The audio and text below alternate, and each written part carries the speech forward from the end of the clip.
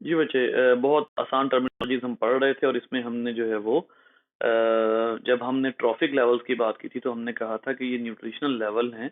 और इसमें trophic levels जो हैं उसमें याद होगा आप लोगों को कि जो ट्रॉफिक का मतलब न्यूट्रिशन है, और असल में इसमें जो है वो हमने कहा था कि वेज ऑफ ऑब्टेनिंग न्यूट्रिएंट्स पे बात होगी। तो जब भी ये बात होगी तो हम ये कहेंगे, नंबर वन हम ये कहेंगे कि जो आपका ट्रॉफिक लेवल है वो है प्रोड्यूसर, ठीक है, जिसमें ऑर्गेनिज्म खुद ब खुद अपना जो है वो फूड बनाते हैं। उसके बाद नेक्स्ट वो आ जाता है कंज्यूमर है, ठीक है, और फिर आप कहते हैं डिकम्पोजर, ठीक है। ये तीन लेवल्स जो हैं ये असल में एनर्जी ट्रांसपोर्ट के भी आते हैं, ये ट्रॉफिक लेवल के भी हैं। दो एंगल से इनको देखा जाता है। एक हम देखते हैं veg of obtaining nutrients, veg of obtaining nutrients, कैसे न्यूट्रिएंट्स जो हैं वो लिए जा रहे हैं। दूसरे नंबर पे ये यही चीज जो है ये डिपिक्ट करने के लिए यूज होती है किसी भी इकोसिस्टम में एनर्जी ट्रांसफर, एनर्जी ट्रांसपोर्ट जो है वो किस तरह की जाती है, किस तरह से एनर्जी को ट्रांसपोर्ट किया जाता है। जी बेटा, सॉरी।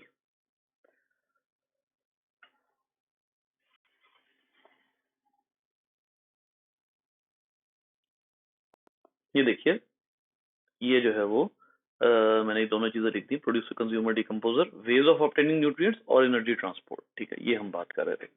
अच्छा, जब ये बात हम कर लेते हैं तो हम ये कहते हैं कि एनर्जी ट्रांसपोर्ट जो है उसके लिहाज से जब हम इकोसिस्टम में इसको मजीद इलेबोरेट करते हैं तो हम इन ट्रॉफिक लेवल्स को हम डिवाइड कर देते हैं फूड चेन में। इसको मजीद जब इलेबोरेट किया जाता है, और ये जो फूड चेन होती है ये असल में ट्रॉफिक लेवल्स को मजीद एक्सप्लेन करने के लिए होती है। फॉर एग्जांपल, आप कंज्यूमर लेवल को एक्सप्लेन करते हैं। कंज्यूमर लेवल जो है वो तीन हिस्सों में, फिर दो हिस्सों में, दो मेजर हिस्सों में डिवाइड कर दिया जाता है।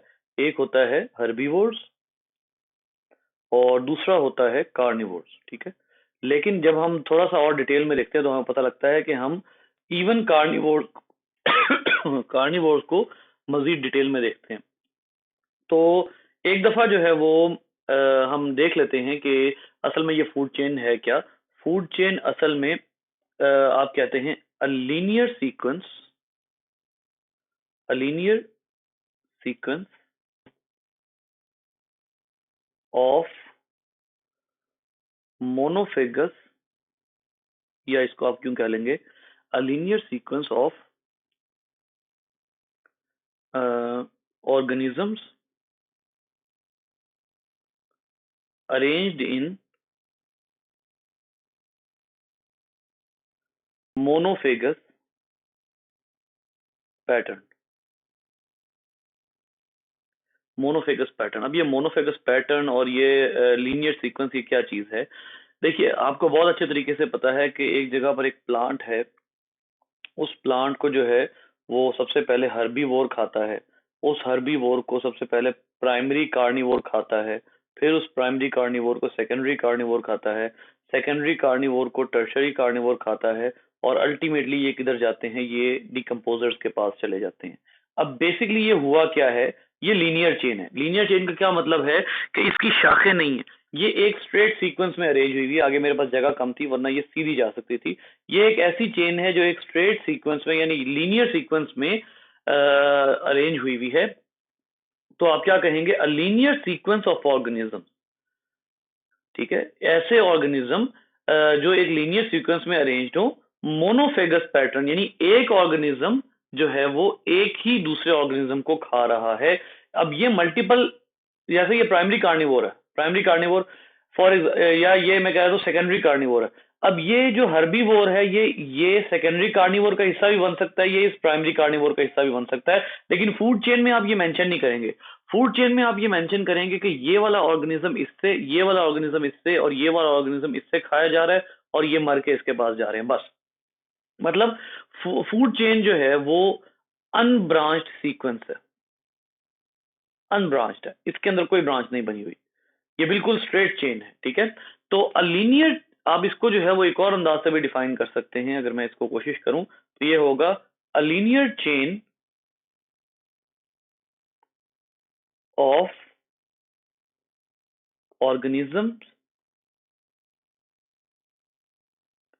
शोइंग स्ट्रेट एनर्जी ट्रांसपोर्ट, ये भी जो है वो, और ये बात याद रखिए फूड चेन की डेफिनेशन आपको जो है वो बहुत मुश्किल से कहीं से भी मिलेगी। ये जो ऊपर वाली डेफिनेशन है, ये वाली डेफिनेशन जो है मोनोफेगस पैटर्न वाली, ये मैंने अपने ही थीसिस से निकाली हुई है। ये मेरे अपने थीसिस में मैंने फूड चेन ड्रॉ की थी, ये मैंने वहां से निकाली हुई है ये वाली डेफिनेशन। तो ये लीनियर सीक्वेंस ऑफ ऑर्गेनिज्म, ये वाली जो डेफिनेशन है, इससे हमें पता लग रहा है कि फूड चेन जो है वो क्या होती है। Let's have a look at the food chain. यहाँ पर अब आपको जो है वो मैं एक फूड चेन के हवाले से कॉन्सेप्ट देता हूँ, बहुत इजी कॉन्सेप्ट, बड़ा आसान सा कॉन्सेप्ट है इसके हवाले से। ये देखिए, बाकी सबको भूल जाए, अभी आपने किसी और को नहीं देखना इस पूरे जाल को। ये देखिए आपके सामने ये एक डायग्राम अवेलेबल है, इसमें ये देखिए ये फूड चेन है। ग्रास को रैबिट खा रहा है और रैबिट को वुल्फ खा रहा है। अब ये फूड चेन है। ये क्यों फूड चेन है? क्योंकि ये लीनियर और मोनोफेगस पैटर्न में अरेंज हुई हुई है। एक चीज को एक चीज खा रही है, एक चीज को दो चीजें नहीं खा रही, एक चीज को तीन चीजें नहीं खा रही, एक चीज को दो चार चीजें कंज्यूम नहीं कर रही, दो चीजों को एक चीज कंज्यूम नहीं कर रही, बल्कि एक एक का जो है वो लेवल मेंटेन किया है। इसको आप कहेंगे फूड चेन। लेकिन जब आप किसी एक फूड चेन को, किसी एक इकोसिस्टम की फूड चेन, ये देखिए combination of food chains of an ecosystem, combination of food chain, ठीक है, जब आप ये बात करते हैं तो फिर आप कहते हैं कि ये जो है वो फूड वेब है। देखिए एक फूड चेन जो है वो ये हो गई, एक फूड चेन यहां से ले आइए बीटल फॉक्स, एक फूड चेन ले आइए ग्रास बीटल आउल और डॉग, ठीक है, फिर एक फूड चेन ले आइए ग्रास रैट आउल और डॉग, ठीक है, इसी तरीके से ग्रास रैबिट आउल डॉग, फिर ग्रास रैबिट आउल और डायरेक्ट डॉग। ये आपके सामने क्या जाहिर कर रहा है? ये आपके सामने ये जाहिर कर रहा है कि एक फूड चेन तो एक होती है ना, वो तो एक तरह के मोनोफेगस अरेंजमेंट जो है ऑर्गेनिज्म की, वो तो हो गई फूड चेन। लेकिन इकोसिस्टम में आप कभी भी फूड चेन नहीं स्टडी कर सकते, इल्ला ये कि आप स्टडी इस तरह कर रहे हो कि आप बहुत ही स्पेसिफिक ऑर्गेनिज्म को टारगेट करें और उसको वो फूड प्रोवाइड करें। फॉर एग्जांपल मैं एक फूड चेन बनाना चाहता हूं, मैं कहता हूं जी मेरे पास ग्रासेस हैं, मैं ग्रास उगा लेता हूं, मैं खरगोश पालता हूं और उसके साथ साथ मैं एक फॉक्स रखता हूं, बस एक क्लोज्ड विसिनिटी में, मैं तब उनका फूड चेन बना सकता हूं।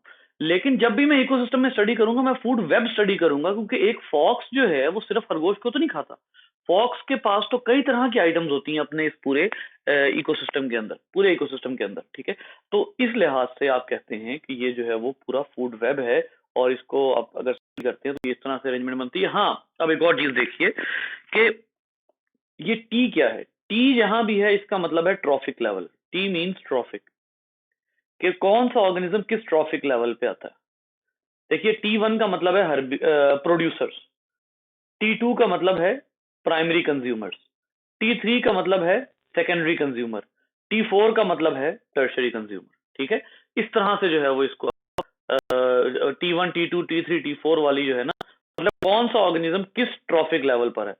अब देखिए कि अगर आउल से आएंगे तो डॉग T4 पे है, लेकिन अगर आप रैबिट से डॉग तक आएंगे तो डॉग किस पे है? T3 पे है, ठीक है। वो जिस अरेंजमेंट पे होगा उस अरेंजमेंट पे उसका ट्रॉफिक लेवल काउंट होगा।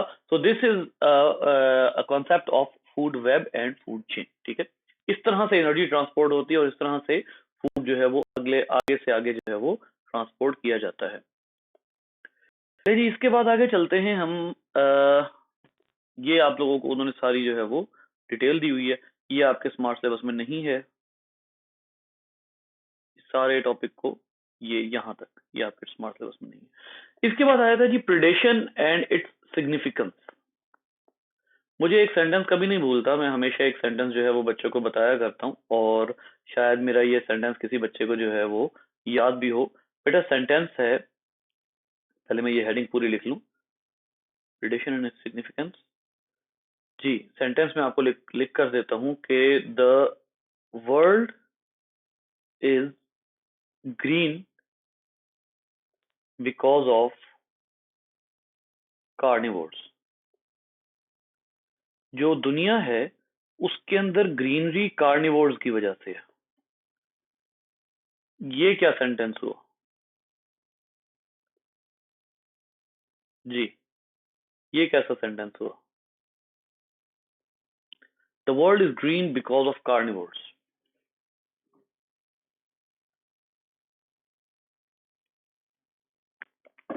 हाँ जी,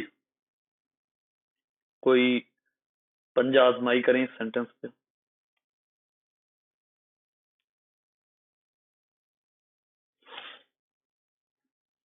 कोशिश तो करें।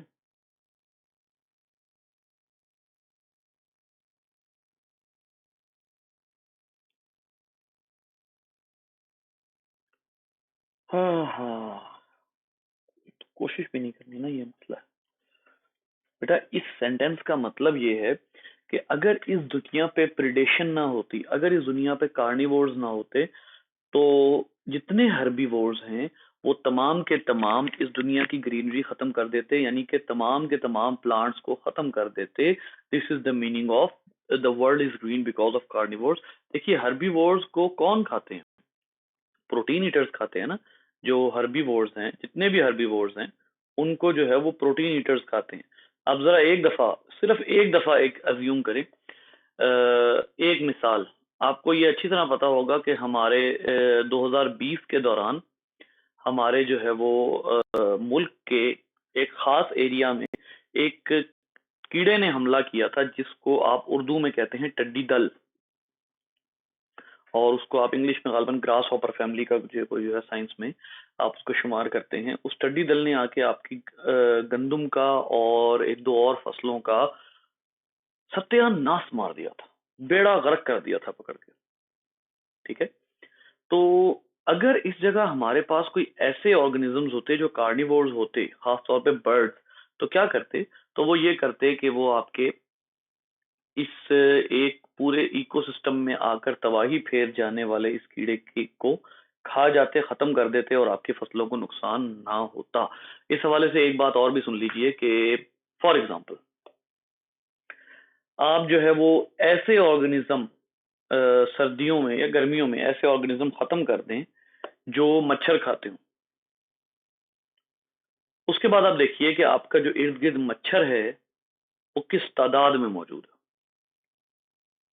इसका क्या मतलब है कि जब इकोसिस्टम में ऐसे ऑर्गेनिज्म मौजूद होंगे जो दूसरों की पॉपुलेशन का चेक रखेंगे, तो ही इकोसिस्टम बैलेंस रहेगा। तो इसका क्या मतलब हुआ कि जो शिकार है, जो प्रेडेशन है, शिकार करना is beneficial for the sake of ecosystem balance, beneficial for the sake of ecosystem balance. अब इसमें आप एक और मिसाल लीजिए। चले मैं आपको एक मिसाल देता हूँ। आप दुनिया से मच्छर खत्म कर दें, क्या नुकसान होगा? मच्छर बीमार करता है ना हमें, खत्म कर दो इसको, उड़ा के रख देते हैं। ऐसी की तैसी मच्छर की, मच्छर को रिप्रोड्यूस होने की सलाहियत खत्म कर दो, अंडे प्रोड्यूस करने की सलाहियत फीमेल की खत्म कर दो, मच्छर को उड़ा के रख दो, मच्छर के जो है ना ऐसी दवाइयां बनाओ कि मच्छर दोबारा प्रोड्यूस ना हो सके। क्या नुकसान होगा? फायदा होगा कि नुकसान होगा? जल्दी जल्दी जल्दी।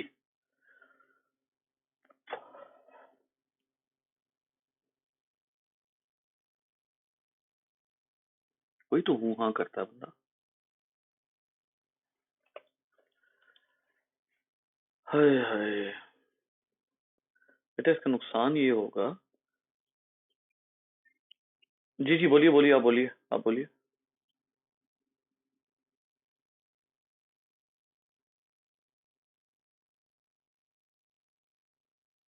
आप बोलिए बेटा।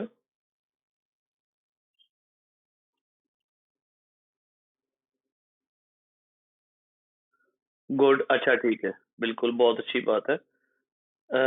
और कोई राय? चले मैं आपको एक बात बताता हूँ।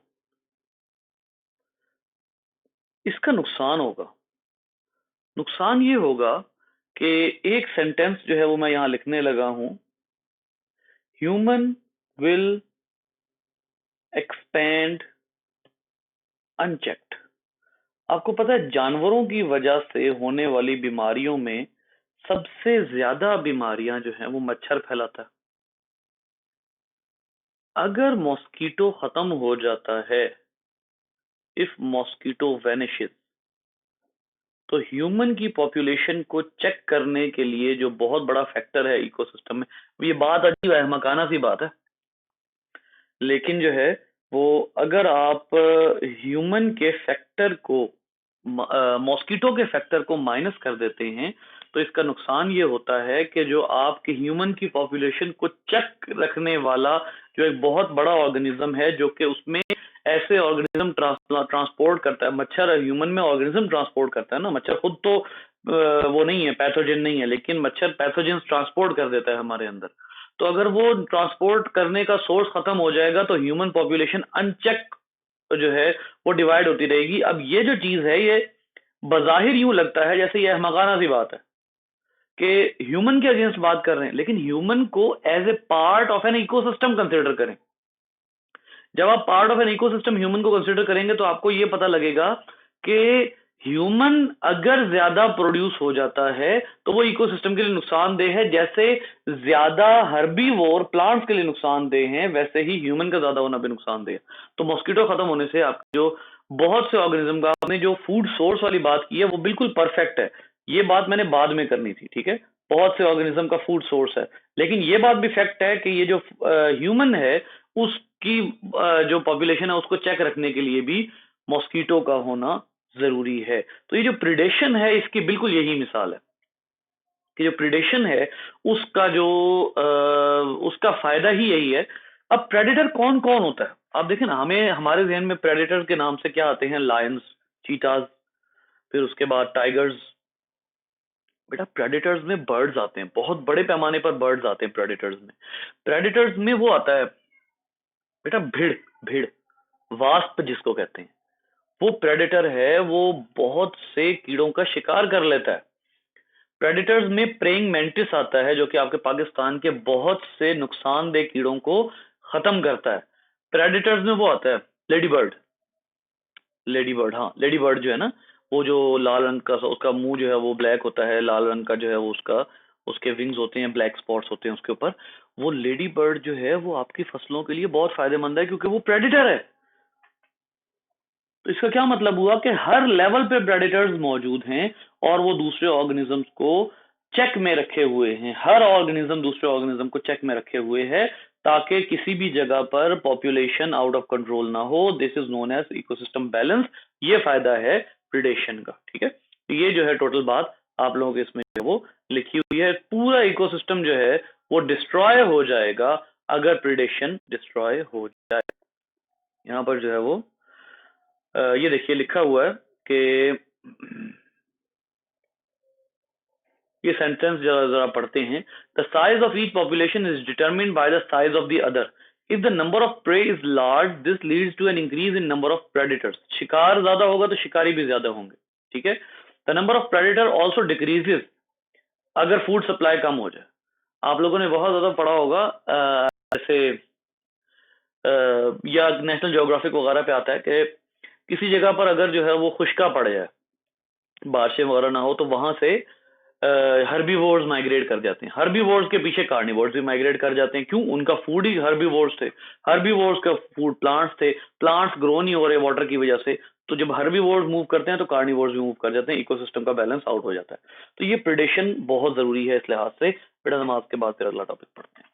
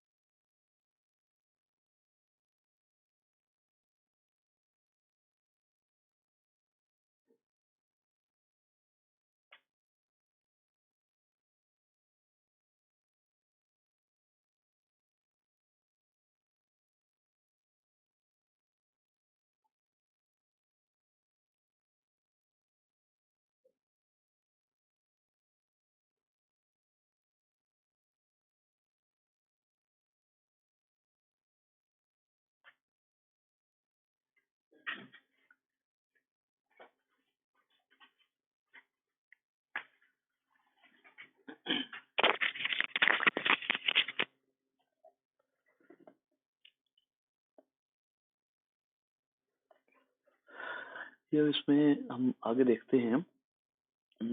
नेक्स्ट टॉपिक जो है वो है पैरासाइटिज्म एंड सिग्निफिकेंस, लेकिन हम पहले पैरासाइटिज्म नहीं देखेंगे। हम इसके बाद जो है वो एक बड़ी सारी कैटेगरी जो है रिलेशनशिप की, क्योंकि हमने, आपको याद होगा कि जब हमने कंडीशंस फॉर इकोसिस्टम्स शुरू में पढ़ी थी तो हमने कहा था कि उसमें कम्युनिटी होना लाजमी है और कम्युनिटी की वजह से एक खास तरह के रिलेशनशिप्स होते हैं, वो होना लाजमी है। ठीक है, तो वो जो रिलेशनशिप्स हैं उसमें हमने कहा था कि कुछ होते हैं इंट्रा स्पेसिफिक। इंट्रा स्पेसिफिक वो होते हैं जो कि किसी एक ही स्पीशीज के अंदर हो, with in a single species. ठीक है, जैसे आप क्या कहते हैं कि चलें इसको अपने ही अल्फाज में ट्रांसलेट करते हैं। किसी एक जॉब के लिए कोई दो पर्सन्स जो हैं वो जब जाते हैं इंटरव्यू के लिए, तो वो किसी एक जॉब के लिए इंट्रा स्पेसिफिकली compete कर रहे होते हैं। या फिर इसको इस अंदाज से कह लीजिए कि एक जगह पर आपने जो है वो गोट्स पाली हुई हैं, उसी जगह पर आपने पाली हुई हैं काउस। अब वो क्या है, वो एक ही तरह के खाने के लिए compete करती हैं। This is known as intraspecific relationship. नहीं, ये इंटर स्पेसिफिक हो गया। इंट्रा स्पेसिफिक दोबारा समझाता हूँ। एक ही जगह पर बहुत ज्यादा काउस हैं, अब वो सारी एक ही फूड के लिए compete कर रही है, ये इंट्रा स्पेसिफिक। मैं थोड़ा सा गलत एग्जांपल बोल गया। वो जो पहले मैंने एग्जांपल बोली आपको वो है इंटर स्पेसिफिक, यानी कि दो डिफरेंट स्पीशीज में। इंटर स्पेसिफिक इंटरनेशनल होता है ना, दो डिफरेंट नेशंस में आपस में कोई मुकाबला हो, इंटरनेशनल कंपटीशन। ठीक है, इंटर स्कूल दो डिफरेंट स्कूल्स में, इंट्रा स्कूल उसी स्कूल के अंदर। ठीक है, तो इंट्रा स्पेसिफिक का मतलब होता है एक ही स्पीशीज के इंडिविजुअल्स में किसी एक सोर्स के लिए आपस में कंपटीशन। तो रिलेशनशिप इंटर स्पेसिफिक होते हैं। ठीक है, रिलेशनशिप जो है वो एक और तरह के भी होते हैं जिनको आप कहते हैं इंट्रा स्पेसिफिक। अब ये इंट्रा स्पेसिफिक क्या है? इंट्रा स्पेसिफिक होते हैं मैं फिर जो है वो थोड़ा सा गलत लिख गया, ठहरिएगा। इसको आप जो है वो थोड़ा सा, आई एम सॉरी, एक इंट्रा स्पेसिफिक थे, दूसरे इंटर स्पेसिफिक, यानी कि दो डिफरेंट स्पीशीज में, टू डिफरेंट स्पीशीज। ठीक है, तो ये जो है two different species for a single object, for a single source, किसी एक सिंगल सोर्स के लिए उनका आपस में जो है वो सिंगल सोर्स वगैरह इस तरह से उनका आपस में रिलेशनशिप हो। या ये कह लीजिए कि फॉर अ सिंगल सोर्स रखने की जरूरत नहीं, क्योंकि इसकी आगे कई टाइप्स आती। ठीक है, इंटर स्पेसिफिक की, कि दो डिफरेंट स्पीशीज जो हैं उनके दरमियान में एक रिलेशनशिप है। इंटर स्पेसिफिक में एक होता है कंपटीशन। ठीक है, यानी कि दो डिफरेंट स्पीशीज में आपस में कंपटीशन हो जाए। एक होता है प्रेडेशन, ये भी दो डिफरेंट स्पीशीज के दरमियान में होता है। ठीक है, याद रखिए इंट्रा स्पेसिफिक में सिर्फ और सिर्फ कंपटीशन आता है, क्योंकि इंट्रा स्पेसिफिक में और कोई नहीं आ सकता। एक ही स्पीशीज, उसके ऑर्गेनिज्म एक सोर्स के लिए मुकाबला कर रहे हो, उसमें सिर्फ कंपटीशन आता है। जो इंटर स्पेसिफिक होता है, यानी दो डिफरेंट स्पीशीज के दरमियान में होता है, उनमें कंपटीशन भी एग्जिस्ट करता है, प्रेडेशन भी एग्जिस्ट करता है, और तीसरा जो रिलेशनशिप इनमें एग्जिस्ट करता है वो है सिम्बायोटिक। सिम्बायोटिक रिलेशनशिप, ये तीसरी कैटेगरी है। ठीक है, अब ये जो सिम्बायोटिक रिलेशनशिप है, इसके अंदर क्या होता है, तो जरा ये देख लेते हैं, क्योंकि अब आगे आपने यही डिस्कस करना है। प्रेडेशन आप डिस्कस कर चुके हैं। बेटा सिम का मतलब होता है टुगेदर, और बायोटिक का वर्ड जो है वो बायोसिस से निकला है, इसका मतलब होता है लाइफस्टाइल। ठीक है, इसका मतलब लाइफस्टाइल होता है। तो याद रखिए कि अगर दो organism living together, two different organisms, ठीक है, या organisms from different species living together, जब ये ऐसा हो, तो two different species living together, तो उसको आप कहते हैं सिम्बायोटिक रिलेशनशिप। ठीक है, सिम्बायोटिक रिलेशनशिप। और जो सिम्बायोटिक इन एन एसोसिएशन, चलिए एक और आगे थोड़ा सा एक और वर्ड, दो थोड़े से और वर्ड लिख देते हैं, कि जब दो डिफरेंट तरह की स्पीशीज के ऑर्गेनिज्म एक एसोसिएशन में रह रहे हों, एक एक ही स्पीशीज ना हो बल्कि दो डिफरेंट तरह की स्पीशीज के ऑर्गेनिज्म एक एसोसिएशन में रह रहे हो, तो उसको आप सिम्बायोटिक रिलेशनशिप कहते हैं। और इसकी टाइप्स कौन सी हैं बेटा? इसके टाइप में सबसे पहले आता है पैरासाइटिज्म, फिर उसके बाद इसकी टाइप में आता है म्यूचुअलिज्म, ठीक है। उसके बाद इसकी टाइप में आता है म्यूचुअलिज्म के बाद इसकी टाइप में आता है कमेंसलिज्म, ठीक है। इसकी टाइप में कमेंसलिज्म आता है। और इसके बाद फिर क्या होता है कि हम इसको फर्दर डिवाइड करते हैं। फर्दर डिवाइड कैसे करते हैं कि म्यूचुअलिज्म की आगे मजीद टाइप्स होती हैं। म्यूचुअलिज्म की एक टाइप होती है जिसको आप कहते हैं लाइकेंस, ठीक है। फिर म्यूचुअलिज्म की एक टाइप होती है जिसको आप कहते हैं माइकोराइजा, माइकोराइजा, ठीक है। फिर इसी तरीके से म्यूचुअलिज्म की एक टाइप होती है जिसको आप कहते हैं रूट नोड्यूल्स। ये जितनी भी टाइप्स होती हैं जिसमें दोनों ऑर्गेनिज्म एक दूसरे को फायदा दे रहे होते हैं, इसकी सब टाइप्स होती हैं। तो याद रखिए कि ये जो रिलेशनशिप हैं, इन रिलेशनशिप्स में इंटर स्पेसिफिक और इंट्रा स्पेसिफिक समझना बड़ा जरूरी है। इंट्रा स्पेसिफिक एक ही स्पीशीज के अंदर आपस में इंडिविजुअल्स का, ये क्या होता है, कंपटीशन हो सकता है सिर्फ। इंटर स्पेसिफिक दो डिफरेंट स्पीशीज का आपस में, ये होता है competition, predation, symbiotic relationship. Symbiotic relationship में आगे तीन टाइप्स आती हैं। प्रिडेशन, सिम्बायोटिक मतलब दो डिफरेंट स्पीशीज के ऑर्गेनिज्म एक ही जगह पर एसोसिएशन बनाकर रह रहे हो, यानी predation, sorry parasitism, mutualism, commensalism, ठीक है। आगे म्यूचुअलिज्म की फर्दर टाइप्स जो है वो आपकी बुक में मेंशन है। हाँ भाई, अच्छा ऐसे करते हैं। अब आप लोग मुझे जरा बताइए बेटा, एक चीज और याद रखिए, आप लोगों की बुक में इन्होंने सिम्बायोसिस को अलग डिस्कस किया हुआ है और म्यूचुअलिज्म को अलग डिस्कस किया हुआ है। याद रखिए म्यूचुअलिज्म और सिम्बायोसिस जो है इनमें बहुत बड़ा फर्क है।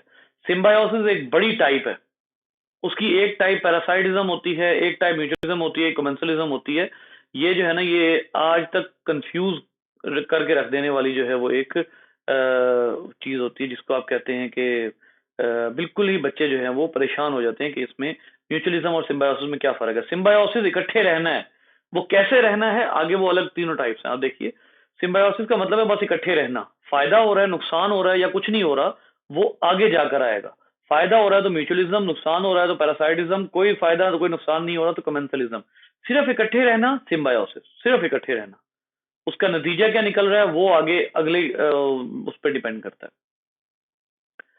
ये देखिए, अब इन्होंने एक और बात लिखी है, mutualism, relationship between two organism in which both organism benefit from each other. अच्छा, उसके बाद आइए symbiosis, which brings benefit to both the organism। अब ये पता नहीं क्या, brings benefit to both organism get benefit from each other। अब इसमें फर्क क्या है, कोई फर्क नहीं है। तो लिहाजा सिम्बायोसिस अलग चीज होती है, म्यूचुअलिज्म अलग होती है। सिम्बायोसिस का मतलब है सिर्फ रहना, आगे वो किस तरह रह रहे हैं वो ये तीनों कैटेगरीज डिफाइन करेंगी, ठीक है। तो अगर आप लोगों का कोई सवाल है तो बताइए।